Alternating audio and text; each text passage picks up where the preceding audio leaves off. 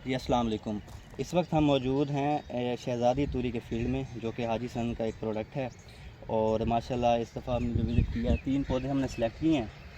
एक ये पौधा है, एक वो पौधा है और एक वो वाला, ठीक है। और इसकी जो सोइंग हुई है वो हुई है 1 अप्रैल 2023 को, और जो इसकी हार्वेस्टिंग हुई है वो पूरे 45 दिन बाद की है। और आप फ्रूट सेट को देख सकते हैं, माशाल्लाह नोट टू नोट का डिफरेंस देख सकते हैं कितना कम है। और फ्रूट सेट देख सकते हैं एक ब्रांच पे कितना है, एक पौधे पे।